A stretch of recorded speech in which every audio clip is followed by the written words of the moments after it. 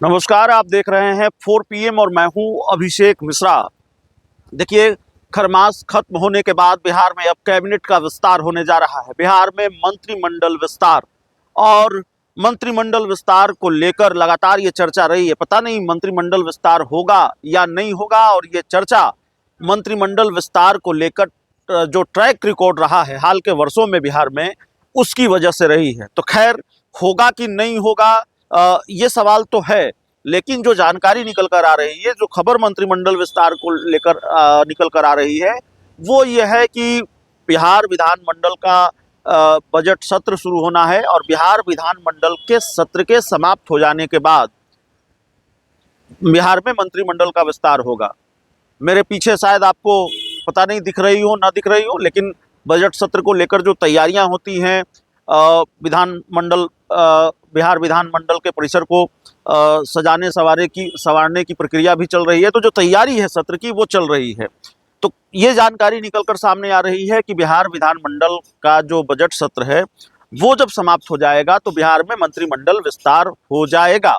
बावजूद ये सवाल अपनी जगह पर कायम रहेगा जब तक बिहार में मंत्रिमंडल विस्तार नहीं हो जाता है कि क्या वाकई मंत्रिमंडल विस्तार होगा या नहीं होगा, अटकेगा या लटकेगा अपने ट्रैक रिकॉर्ड के अनुसार, क्योंकि नीतीश कुमार ये करते रहे हैं।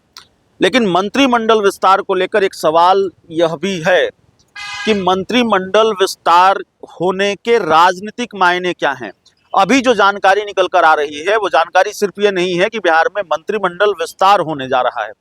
जानकारी ये निकल कर आ रही है कि 10 विधायकों को या विधान पार्षदों को, 10 लोगों को बीजेपी जेडीयू कोटे से 10 लोगों को मंत्री बनाया जाएगा।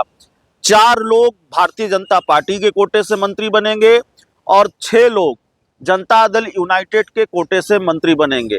तो जेडीयू कोटे से 6 लोग होंगे, बीजेपी कोटे से 4 लोग होंगे। तो जेडीयू और बीजेपी कुल मिलाकर 10 लोग मंत्रिमंडल विस्तार में मंत्री बनाए जाएंगे। 10 लोगों को मंत्री बनने का मौका मिलेगा, वो शपथ लेते हुए नजर आएंगे।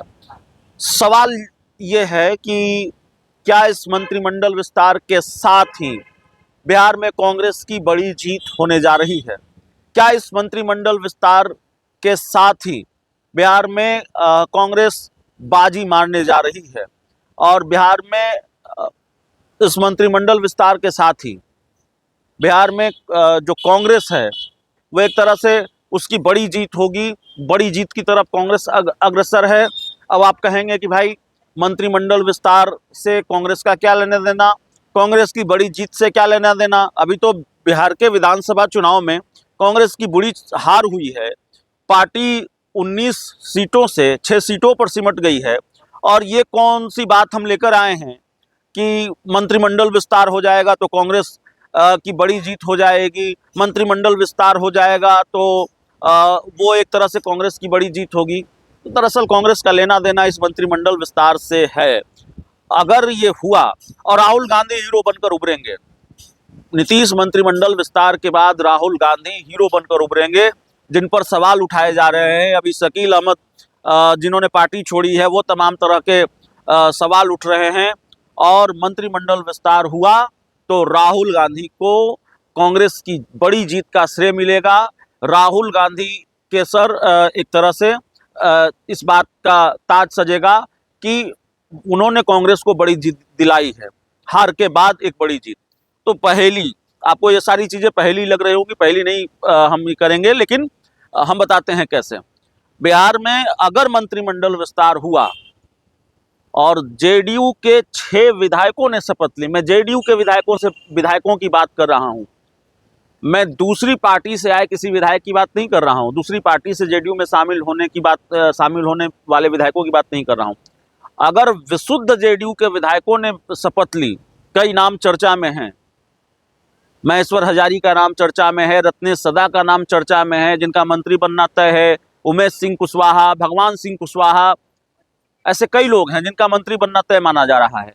तो जो लोग अभी जेडीयू में हैं, अगर वही लोग मंत्री बनते हैं, जो लोग बीजेपी में हैं, अगर वही लोग मंत्री बनते हैं, और आयातित लोगों को शपथ नहीं दिलाया जाता है, आयातित लोग मंत्री नहीं बनते हैं, दूसरी पार्टियों से आए हुए विधायक मंत्री नहीं बनते हैं, दूसरी पार्टी से विधायक नहीं आ पाते हैं, और खासकर कांग्रेस से, तो ये एक तरह से नीतीश कुमार की जेडीयू की बहुत बड़ी हार होगी और कांग्रेस की बड़ी जीत होगी। ऐसे वक्त में जब ये कहा जा रहा है और बहुत साफ है कि नीतीश कुमार की पार्टी जेडीयू की ये कोशिश रही है विधानसभा चुनाव नतीजे आने के बाद से ही कि बिहार में कांग्रेस के विधायकों को साथ लाकर सबसे बड़ी पार्टी बना जाए, और इन सारी स्थितियों परिस्थितियों के बीच और कांग्रेस वाकई सबसे कमजोर कड़ी, एक तो 6 विधायक, ऊपर से प्रदेश नेतृत्व के खिलाफ नाराजगी और कोई हैरानी वाली स्थिति परिस्थिति नहीं कि वो टूटकर जेडीयू में चले जाएं, तो अभी तक तो टूट नहीं हुई है। राहुल गांधी ने दिल्ली में मीटिंग की है और अब तक ऐसा लग रहा है, मंत्रिमंडल विस्तार तक क्या होगा मुझे नहीं पता, मैं अगर मगर की बात कर रहा हूं, अगर कांग्रेस के विधायकों में टूट नहीं होती है और कांग्रेस के विधायकों को जेडीयू अपने साथ नहीं ला पाती है, तो ये कांग्रेस की बड़ी जीत होगी और जेडीयू की बड़ी हार होगी। मंत्रिमंडल विस्तार और कांग्रेस की जीत का कनेक्शन भी यही है। राहुल गांधी को इसका श्रेय जाएगा, राहुल गांधी को इसका क्रेडिट जाएगा। जिस स्थिति में कांग्रेस के विधायक नाराज हैं और इतने नाराज हैं कि प्रदेश नेतृत्व को बिल्कुल नकार ही दिया है, पार्टी के कार्यक्रम में शामिल नहीं हो रहे, पार्टी के मीटिंग में शामिल नहीं हो रहे, दही चूड़ा भोज में नहीं शामिल हो रहे हैं, और फिर राहुल गांधी एक मीटिंग दिल्ली में करते हैं और उसके बाद ये सुगबुगाहट अभी तक तो खत्म नजर आ रही है कि विधायक इधर उधर हो रहे हैं। ऐसा लगता है पाला बदलने का प्लान उन्होंने बदल दिया है।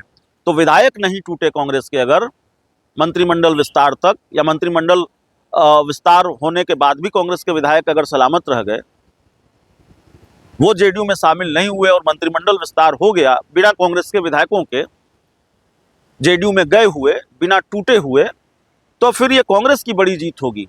विपरीत परिस्थितियों में राहुल गांधी ने पार्टी को संभाला, ये माना जाना चाहिए। विपरीत परिस्थितियों में राहुल गांधी ने अपने विधायकों को टूटने से बचा लिया। इस पूरी रिपोर्ट में इतना ही। बहुत बहुत धन्यवाद।